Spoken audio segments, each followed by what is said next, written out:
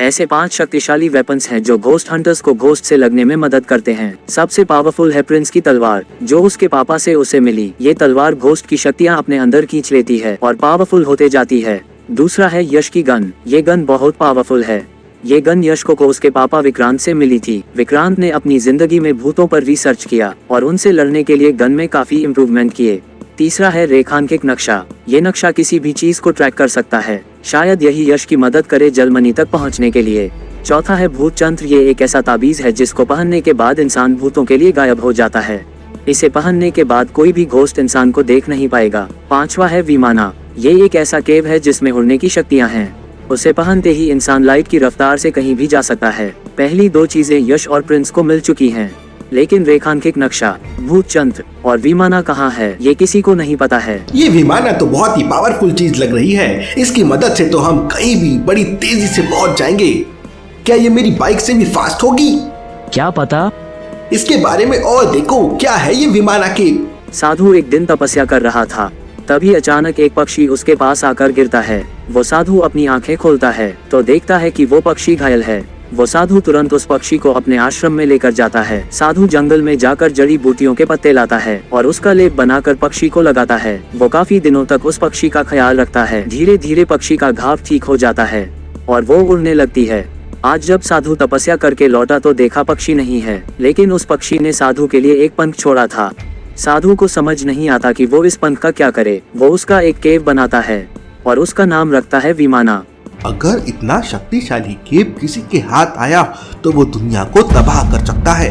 साधु उसे जाकर देवी के मंदिर में छुपा देता है। जिसको इसकी जरूरत होगी वो इसे खुद ढूंढ लेगा। कहीं ये वही देवी का मंदिर तो नहीं जहाँ पापा को गन मिली थी? हो सकता है। हमें तुरंत वहाँ जाना होगा। यश और प्रिंस तुरंत हिमालय की तरफ निकल जाते हैं। वहीं भील और रजनी स्वामी कार्तिक के आश्रम में पहुंच जाते हैं।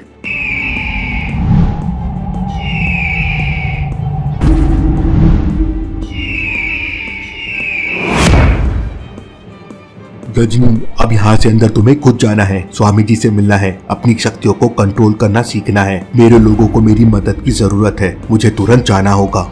रजनी तुरंत आश्रम के अंदर चली जाती है और भील तेजी से कबीले की तरफ निकल जाता है। कबीले में भूतों ने सब डिस्ट्रॉय कर दिया था, खेतों में आग लगा दी थी।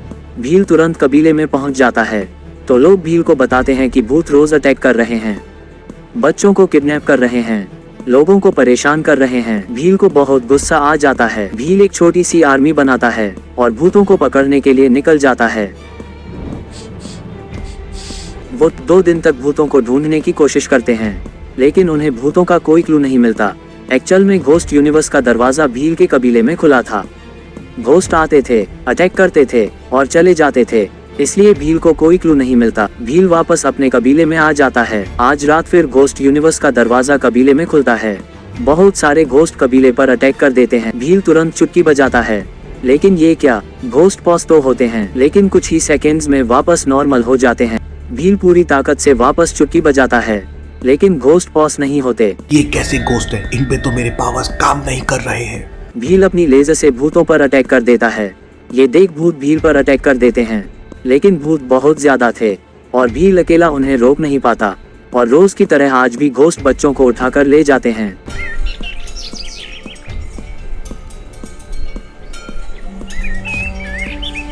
वहीं रजनी आश्रम के अंदर पहुंच जाती है। अंदर जाते ही रजनी को अच्छा और शांत फील होने लगता है। तभी अचानक रजनी को चारों तरफ से कुछ बच्चे घेर लेते हैं।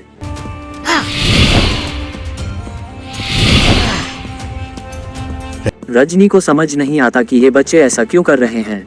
रजनी पर बच्चे हावी होने लगते हैं। रजनी अपने कंट्रोल में नहीं रह पाती और उसकी आंखों और हाथों से लेजर निकलने लगती है और वो पूरे आश्रम को तबाह करने लगती है। इतने में वहां स्वामी कार्तिक आ जाता है और रजनी को शांत कर देता है। देखते ही देखते सब कुछ ठीक हो जाता है और आश्रम पहले जैसा हो जाता है। आप कौन हो और आपने मेरी शक्तियों को कंट्रोल कैसे कर लिया? बालिका, आश्रम में तुम्हारा स्वागत है।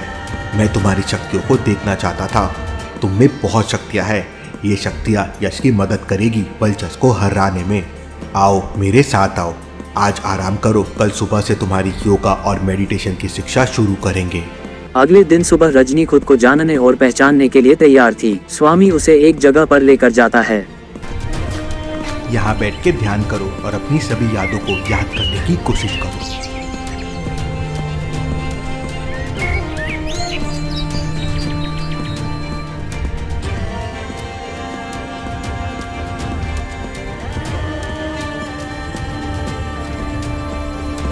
वहीं यश और प्रिंस हिमालय की तरफ निकल जाते हैं। रात का वक्त था और तेज बारिश हो रही थी। तेज हवाएं भी चल रही थी और जोर से बिजली भी कड़क रही थी। कहीं ये मौसम हमारी परीक्षा तो नहीं ले रहा है। तभी एक बिजली तेजी से यश की तरफ आती है।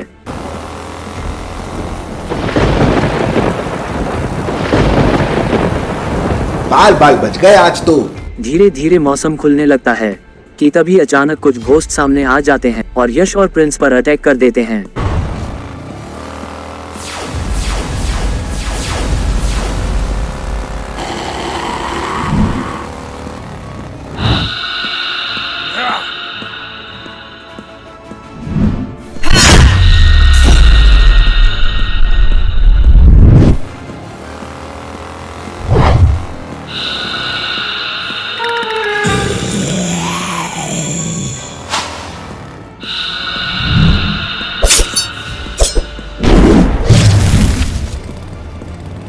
यश और प्रिंस की शक्तियां देखकर घोस्ट वहां से भाग जाते हैं। मंदिर तक पहुँचे भी नहीं और इतनी दिक्कतें। वहाँ जाने के बाद पता नहीं क्या होगा। यश, शुभ शुभ बोलो। तभी अचानक यश की बाइक किसी चीज से टकराती है। सामने तो कुछ नहीं था, फिर ये बाइक टकराई किससे? यश बाइक को कंट्रोल करने की कोशिश करता है, लेकिन बाइक बंद हो जाती है। यश और प्रिंस सीधा एक पेड़ पर गिरते हैं, फिर दोनों पेड़ से नीचे उतरते हैं। यश, तुम्हारी बाइक ने तो आज हमें मार ही डाला था। यश है तो तुम्हें कुछ नहीं होगा मेरे दोस्त। लगता है आगे का सफर अब हमें चलकर करना होगा। दोनों जंगल में मंदिर को ढूंढने लगते हैं। आगे जाकर उन्हें दो रास्ते दिखाई देते हैं। लगता है हमें लेफ्ट लेना चाहिए। नहीं, हमें राइट लेना चाहिए। अरे चलो टॉस करते हैं। हेड आया तो लेफ्ट, टेल आया तो राइट। वो कॉइन फेंकते हैं और टेल आता है। क्या बात है, चलो यश अब राइट में जाएंगे। दोनों जंगल में राइट की तरफ निकल जाते हैं। उन्हें आगे जाने पर राइनोस का एक झुंड दिखाई देता है। दोनों को देखकर राइनोस उनके पीछे दौड़ने लगते हैं। प्रिंस, ये कहाँ लेके आ गए तुम? बचाओ बचाओ। दोनों तेजी से वहां से भागने लगते हैं। मैंने कहा था तुमको लेफ्ट लेते हैं, सुना नहीं तुमने? दोनों एक नदी के पास पहुंच जाते हैं। यश प्रिंस को पकड़ता है और एक जंप लगाता है और दोनों नदी पार कर लेते हैं। वाह यश, तुम्हारे पास तो बहुत शक्तियाँ हैं। आगे आगे देखते जाओ। दोनों जंगल में आगे बढ़ने लगते हैं। थोड़ी देर में दोनों एक मंदिर के सामने पहुंच जाते हैं। क्या केप यही छुपा हुआ है? यश एकदम एक्साइटेड हो जाता है। चलो जल्दी जल्दी मंदिर के अंदर चलो। यश मंदिर के यहाँ वहाँ रास्ता ढूंढने लगता है। तभी उसका ध्यान एक स्टोन पर जाता है जो मंदिर से चिपका हुआ है। यश पास जाकर उसे हटाता है तो उसमें अंदर जाने का रास्ता था। मिल गया रास्ता। दोनों उस रास्ते से मंदिर के अंदर चले जाते हैं। वहीं एक आदिवासी ने यश और प्रिंस को मंदिर में जाते देख लिया था। वो एकदम घबरा जाता है और तुरंत अपनी बस्ती में दौड़ते हुए पहुंच जाता है। बस्ती में भील बहुत गुस्से में था। वो भूतों से अपनी बस्ती को बचा नहीं पाया था। वो आदिवासी आकर भील को बताता है कि दो लोग देवी के मंदिर में चोरी छुपे घुस गए हैं। भील को और गुस्सा आ जाता है। देवी के मंदिर के अंदर चोर, मैं उन्हें नहीं छोड़ूंगा। भील तुरंत मंदिर की तरफ भागता है। वहीं यश और प्रिंस मंदिर में पहुंच जाते हैं। मंदिर में काफी अंधेरा था तो प्रिंस अपनी तलवार से उजाला कर देता है। चारों तरफ दीवार पर कुछ लिखा हुआ था। न यश कुछ पढ़ पा रहा था न प्रिंस, लेकिन आगे जाने के लिए कोई रास्ता ही नहीं था। यश को कुछ स्टोन्स आगे पीछे दिखते हैं। क्या ये कोई सुराग है आगे जाने के लिए? यश ध्यान से देखता है तो एक पैटर्न बना हुआ था। जरूर ये पैटर्न बनाना है साइड वाले वॉल से तो डोर खुल जाएगा। यश स्टोन्स को पैटर्न के हिसाब से मूव करता है तो दरवाजा खुल जाता है। वाह यश, सामने एक लंबा रास्ता दिख रहा था और दीवारों पर कुछ लिखा हुआ था। ये सब संस्कृत में लिखा हुआ है। मुझे पढ़ना आता है थोड़ा बहुत।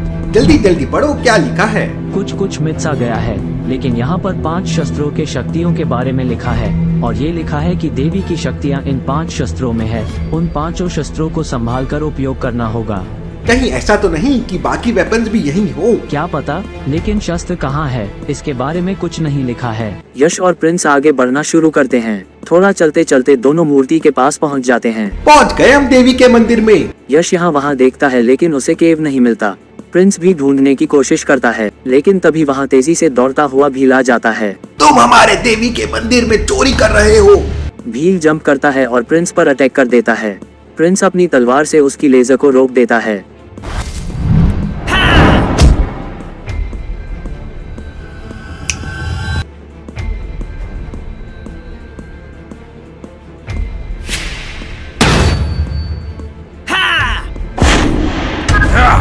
अब क्या होगा आगे? क्या ये तीनों घोस्ट हंटर्स एक दूसरे को मार देंगे? देखेंगे हम अगले एपिसोड में।